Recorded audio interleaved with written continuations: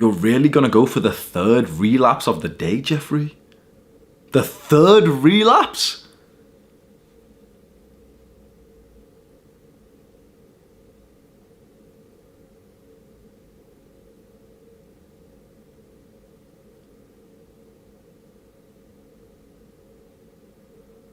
Yo, cut the intro, bro. Fuck me, man. I did a podcast interview, like Discord call. There was a point when I was like live streaming, and one of the guys who I invited up to come speak to me whilst I was live streaming was a 13-year-old kid. He said that he was given an iPad at the age of 4 and that he discovered and I think he said age 9 or 10, and that he had an addiction before he was 11 years old. I will say that again. An 11-year-old had a porn addiction. You want to do something interesting? Close your eyes. See yourself as a father a few years from now, and just see your son in his room with an addiction to porn. A bad addiction to porn, and maybe video games too. And imagine seeing that in your son, and imagine not even being able to help him because of how hyper stimulating and addicting it is. And I think what makes it so much harder now is that it's no longer even like these porn companies that are pushing this onto kids. It's kids putting it onto other kids. It's some little girl, 12 years old, twerking on TikTok. Kids in high school, like the boys in high school, bro. A lot of them are addicted to like TikTok and stuff. And imagine, bro, imagine literally if you see this like generation of high school boys on TikTok, literally seeing their generation of girls showing their bodies sexually. And when you think about the age of the girls who are going viral on TikTok, that's when it gets really fucked. Bro, I remember the day that I got into NoFap. Like I knew about it for a little while, but I was age 17. I'm 25 now. I knew about it for a while. People talking about it online. Oh, day 19, you'll be able to levitate and shit, right? You know, I tried it here and there, 1 day, 2 day relapse, whatever. I don't really care. Yeah, whatever. I remember the day that I took it seriously, bro. I woke up, and this was somewhat of like a habit for me. I'd wake up and just grab my phone and just go on like Reddit and Instagram and stuff, and fapped once. Cleaned up, stayed in bed, or lying down, just scrolled more and more and more. Click on some more porn. On Instagram, you see ass, or on Reddit, there's like a sexual post or some shit. Even talking about this, fuck, I don't want to take you out this story, but even just describing the story to you and, you know, just describing, oh, on Reddit, there's like a sexual thing. I promise you, I literally just had like a little bit of a desire to go and watch porn right now, years after I've watched that shit. The second time, still I haven't left the bed yet. It's the second time, fap. I remember the third time was when I went onto Pornhub and watched like this video of like this blonde girl getting railed. And how fucked is that as well? You know, like seeing a sexual picture, it's like, it's still not good for you and stuff, but you know, of like a girl, or seeing like some video of her twerking or some shit, yeah, fine. But like actual porn where you see like a man fuck a woman and you're like the little monkey in the corner just jacking off to that. What does that do to your brain and your beliefs? Just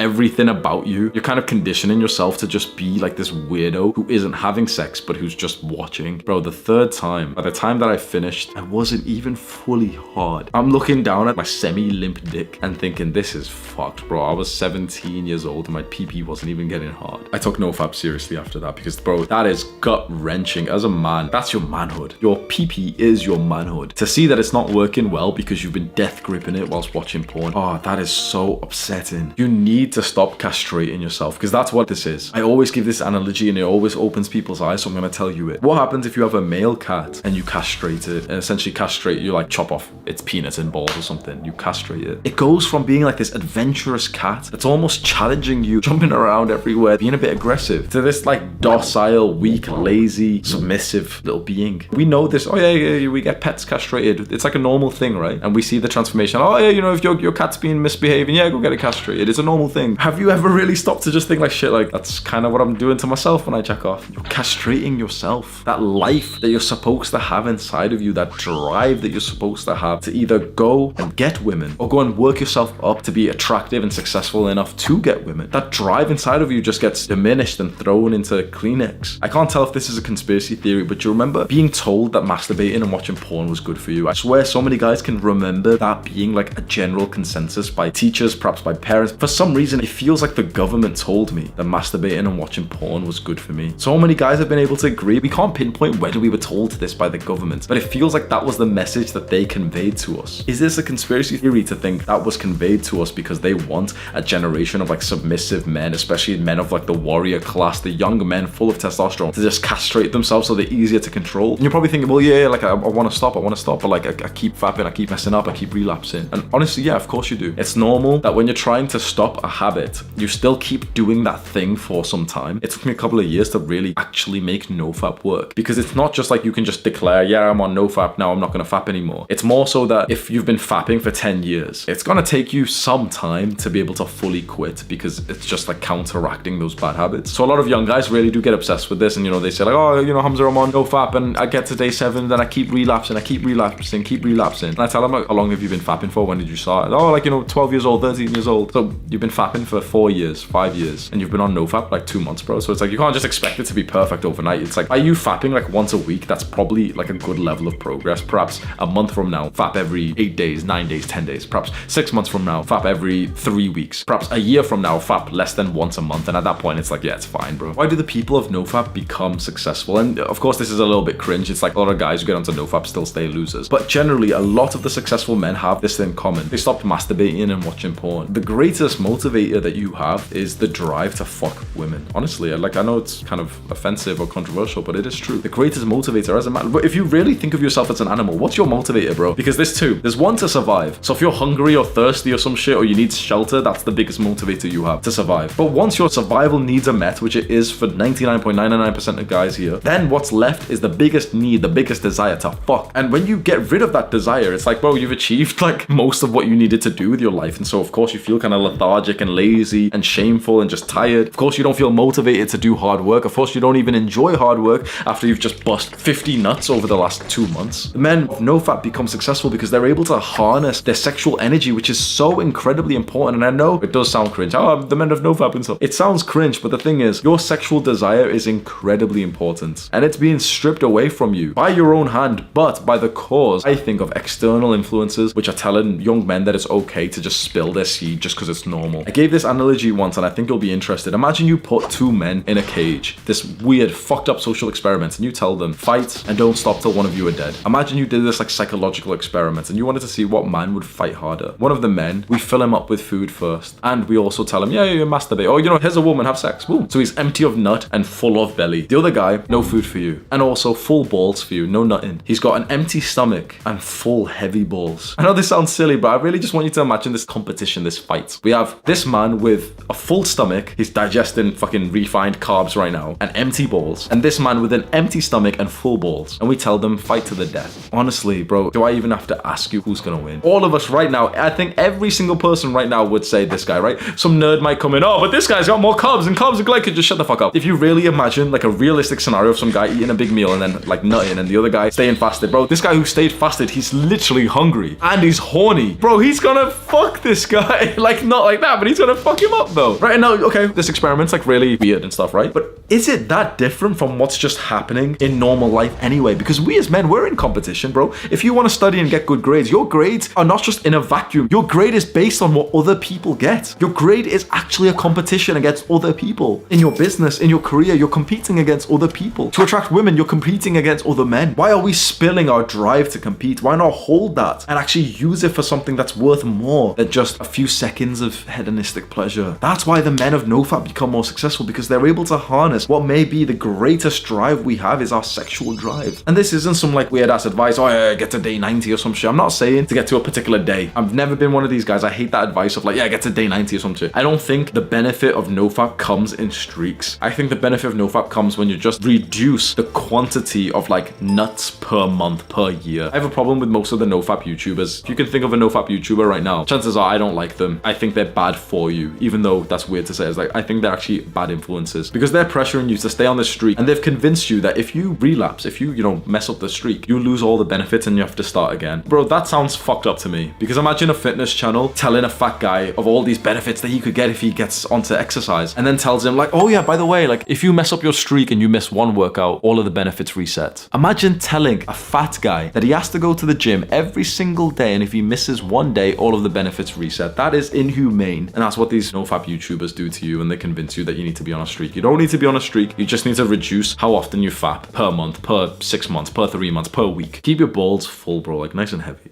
Click on this video right now, do the hard work, especially when you don't feel like it. Mwah.